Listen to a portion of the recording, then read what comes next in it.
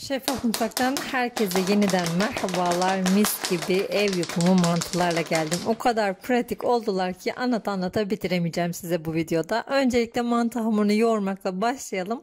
Yarım kilogram kadar un kullandım. Bardak ve kaşık ölçülerini açıklamalar kısmına yazıyorum. Yine mutlaka oradan takip edin. Tuzunu ve bir tane yumurtasını ilave ettikten sonra azar azar ılık su ilave ederek yoğurmaya başlıyorum. Sert bir hamuru yoğurmaya ihtiyacımız var. Niye sert bir hamur yoğurduğumuzu da anlatmaya çalışacağım inşallah. Hamur açmakta acemiyseniz sertten yumuşağa doğru hafif yumuşak bir hamur yoğurabilirsiniz ama olabildiğince sert bir hamur yoğurmaya özen gösterin. Özellikle makarna hamurları gibi hamurlar hem açılırken daha az un istemeleri için hem de etrafının aynı oranda açılabilmesi için sert hamur olması her zaman faydası vardır. Şöyle ki açarken de göstereceğim bunu. İçine doğru düzgün un koymadığımız halde birbirine yapışmayacak. Suya attığınız zaman hemen ayılıp bayılmayacak ve içine su almayacak, en önemlisi. O yüzden biraz da beklerken yumuşayacaktır, hiç merak etmeyin. Ben 1 su bardağı kadar ılık su kullandım yarım kilogram un için. Yalnız her un aynı sonucu vermez. Muhakkak dikkatli olarak ilave edelim. Yumurtanın büyüklüğü bile fark edecektir. Şöyle hamuru toplattırdım. Yaklaşık bir yarım saat 40 dakika kadar dinlendirdim ve bakın hamur biraz olsun yumuşamış. Şimdi bunu çok fazla elimle sıkıp da tekrar sıkılaştırmayacağım içini. Direkt bıçakla kesiyorum ve yuvarlayacağım. Yuvarladıktan sonra da bekletmeye alacağım. Çünkü dediğim gibi sert bir hamur, bekledikçe yumuşuyor. Açılmasının kolaylaşması için mutlaka bir yarım saat kadar dinlendirmekte fayda var. Bu arada siz de içinin kıymasını hazırlayın ki soğanla birlikte marine olsun kıyma. Soğanı rendeledim fakat suyunu ayıracağım ve dökeceğim. Bu acılıktan kurtarmak için son zamanlarda bu tarz tariflerde uyguladığım bir yöntem.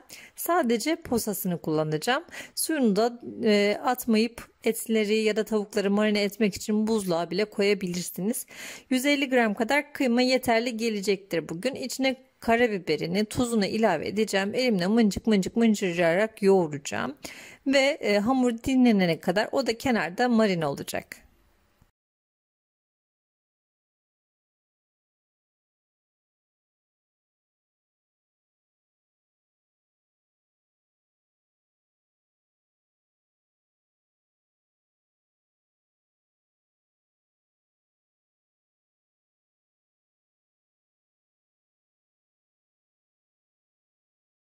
Dinlenen hamurlarımı açmaya başlayacağım. Diğerlerini yine üstü kapalı bir şekilde kenara koyacağım. Kolaylıkla açılacak. Çok büyük yapmadım bezelerimi. Niye büyük yapmadım? Çünkü kullanacağım mantı matının aşıp da işte etrafından tekrar toplayayım, tekrar hamura dönüştüreyim gibi hiçbir şekilde uğraşmadım. Mantı matını kapatacak büyüklükte yaptım. Oklava kullanıyorum ve biraz un ekledim. Unla birlikte başlıyorum açmaya. Size şöyle iki tane yufkanın açılımını göstereceğim. Elimi çok fazla üzerinde oynatmadan sadece kendi etrafında ve oklavayı bastırarak açıyorum. Hiç hamur açmayı bilmeyenler için anlatıyorum. Hamur açmayı bilmiyorsanız genelde bu makarna hamurları, su böreği hamurlarıyla açmaya başlayın. Sizin için kolaylık olacaktır. Çünkü mantı ya da makarna hamurlarında ya da su böreği hamurlarında içinde yumurta olduğu için hamur çok fazla yapışkan bir hamur olmaz. Daha mukavemetli olur. Kolaylıkla da yırtılmaz. Oklavamla şöyle açtırıyorum. Daha sonra da mantı matının üzerine alacağım. Hepsini açıp yan yana koyup o şekilde de doldurabilirsiniz. Ya da benim gibi yanında ufak yardımcıları olanlar için bir taraftan siz açarsınız, bir taraftan da onlar mantı matında doldururlar. Bu plastik mantı matları genelde pasta malzemesi satan yerlerde işte bin bir çeşitlerde kolaylıkla bulabileceğiniz ürünler. 10-15 lira gibi bir fiyatı var. Hem de çok kullanışlı. Başka neler yapabilirim diye de düşünmeye başladım bile. İlk hamuru üzerine serdim. Şöyle parmaklarımla birlikte kıyma koyacağım yerleri şöyle bulduruyorum. Üstten görünür hale getiriyorum. Daha sonra başlıyorum kıymalarını koymaya. İçine bol bol kıymasını doldurdum. Dışarıdan aldığımız kıymasız mantılara inat, bugün kıymalı bir mantı yiyeceğiz. Ve diğer açtığım yufkayı da üzerine koyuyorum. Gördüğünüz gibi sert bir hamur yoğurmanın faydaları. Şimdi bu cıvık bir hamur olsaydı, yumuşak bir hamur olsaydı bu unlu olurdu. Birbirini tutmakta bile zorluk çekerdi. Birbirine yapışmakta bile zorluk çekerdi. Halbuki bu şekilde unsuz bile açılabiliyor.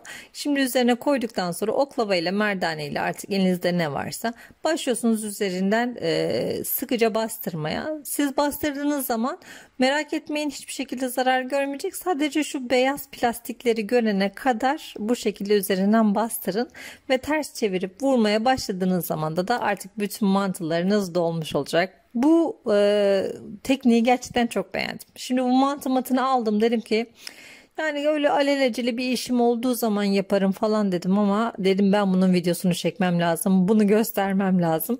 Benim gibi mantı seven fakat mantı bükmeye üşenen insanlar için bence ev mantısı yemenin en kolay yolu.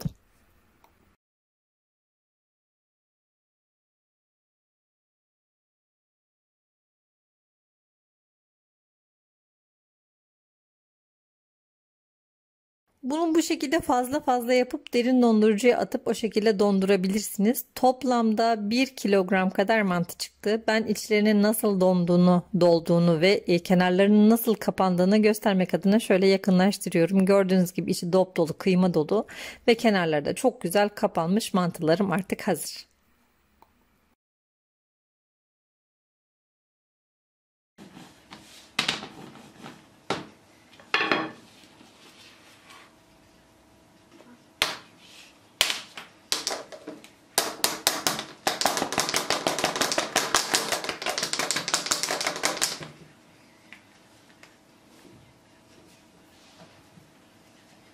Yarım kilogram kadar un kullandım. 1 kilogram kadar mantı elde ettim. Suyuyla kıymasıyla birlikte sizin için ölçtüm. Tam 1 kilogram mantı elde ettim. 1 kilogram bize fazla geleceği için 700 gramını falan haşladım. 300 gramını da buzluğa attım bu arada. Fakat sonra bize o 700 gram bile yetmedi. Mantı şahane olmuştu. Güzelce 4 litre 5 litrelik bir tencerede suyumu kaynattım. İçine 1 tatlı kaşığı kadar tuz ilave ettim ve 4 ya da 5 dakika boyunca bütün mantıları haşladım. Mantılar haşlandığı zaman, yani piştiği zaman üstü doğru rengi açılarak çıkacaktır. Daha sonra kaynadığını ve piştiğini düşündüğünüz mantılarınızın üzerine altını kapatıp soğuk su ilave edin. Bu aslında mantının can suyudur. Biraz böyle üzerine soğuk su ilave ettiğiniz zaman onları şoklarsınız ve o baygın mantılarınız birdenbire ayılırlar. Altını muhakkak kapatın tabi bu esnada. Sonra bütün mantıların dibe doğru çöktüğünü göreceksiniz. Çöktüyse artık mantınızı süzebilirsiniz. Sarımsaklı yoğurt ve kızdırılmış kırmızı biberle tereyağı ile birlikte servise hazır hale getireceğiz.